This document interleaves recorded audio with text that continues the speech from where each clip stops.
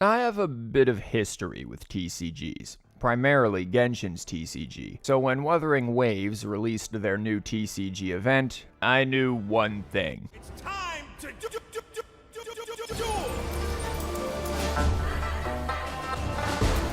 I'm not going to spend time comparing WoW's TCG, Peaks of Prestige, to other TCGs since inevitably others will do that, and WoW's clearly draws inspiration from a few different TCGs. Instead, I aim to answer a simple question. Can Peaks of Prestige be a new PvP game mode for Wuthering Waves? To answer this, understanding the fundamentals of the TCG has to be the starting point. Peaks of Prestige is fairly straightforward.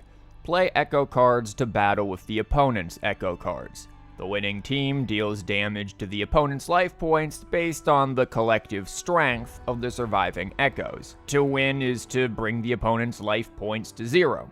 Simple enough. An actual match, or duel, involves two repeating phases, the deployment phase and the battle phase. The deployment phase is where the actual card game strategy takes place, and while the game's tutorial explains everything players need to know, I want to simply clarify a couple of points regarding modulation, transformation, tactics, and the overall flow of gameplay. The deployment phase will always begin with your opponent playing out their turn first.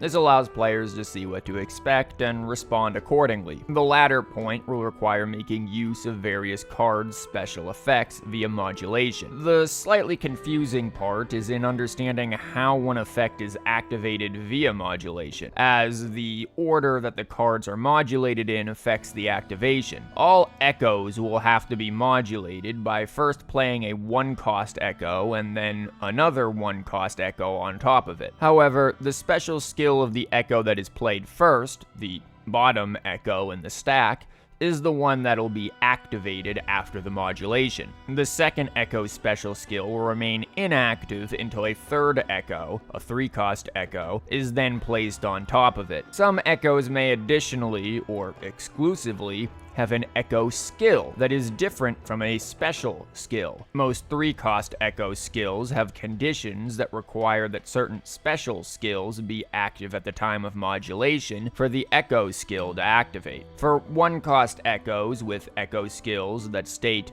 when you modulate this echo, it is important to note that this echo skill will only activate if that echo is placed on top of another 1-cost echo in the modulation chain.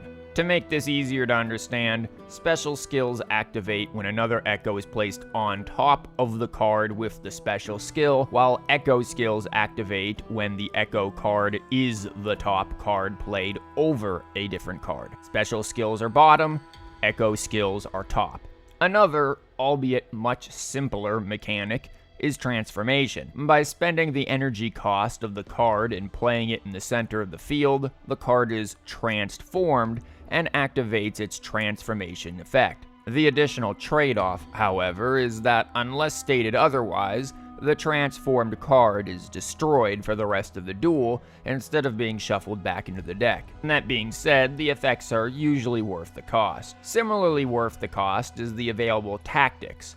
These stem from the supporting characters that can be unlocked as players progress the event. Each tactic character comes with both a passive and active effect. The active effect takes a set amount of energy to use, while the passive effect is always in play. Again, the game's tutorial covers this along with information about a deck's core echo and how to activate it. I merely wanted to set the foundations of key points to be analyzed for evaluating whether or not Peaks of Prestige can transition onto the PvP stage. So, would the Peaks of Prestige work as a PvP game mode for players? In its current state, the simple answer is no. There are 3 main reasons for why this wouldn't work as a card game for 2 real players: the lack of diversity, the lack of parity, and the unbalanced flow of gameplay. Recall that during the deployment phase of the game, the opponent always takes their turn first so that the player can respond and react to their played cards. This flow in gameplay during this phase gives an entirely one-sided advantage to whoever goes last in the turn order. The player acting last can rearrange where their cards are located on the board to apply restraint effects or dodge them. The player who goes last can apply Carlotta's debuff tactic to the opponent in the first round, whereas the starting player wouldn't be able to. Just as during the AI matches, the player whose turn is last has an innate advantage by being able to see and respond to everything the starting player does. Naturally, this has to be changed before real players face off in PvP, because this has, as Dueling says, the feng shui is not good.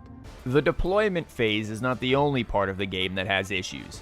The battle phase is equally as flawed, if not more frustratingly so. There's a lack of parity between echoes due primarily to the echo's animations. Echoes of equal stats are not guaranteed to be equal on the battlefield, since some echoes have objectively better and more aggressive attack animations and patterns. Echoes like the Saber Boar or Fusion Warrior can just miss their charging attacks, and the latter often bows, doing nothing while getting hit by the enemy.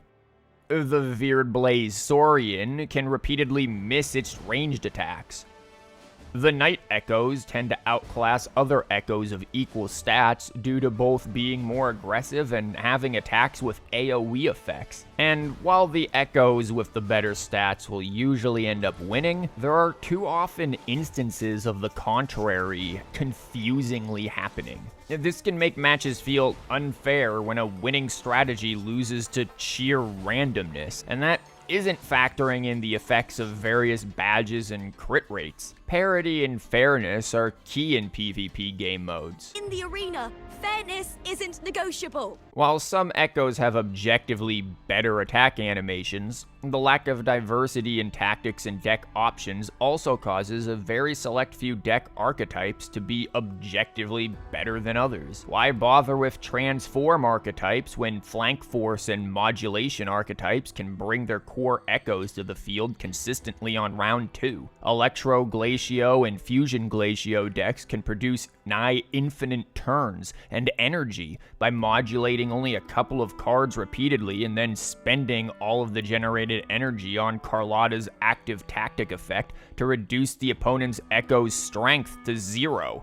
Even without infinite energy, this can still easily be achieved with restraint effects and Carlotta's tactic, making it objectively one of the best combos in the game. Currently, the game mode lacks enough diversity to combat objectively broken metas with viable off-meta and enjoyable deck archetypes. And while I realize that it is silly to discuss metas with an event game mode that is only against AI, I'm doing so simply to anticipate issues were the current state of the game to be made into a PvP game mode. All of these stated issues render this game only functional in an event format against AI opponents.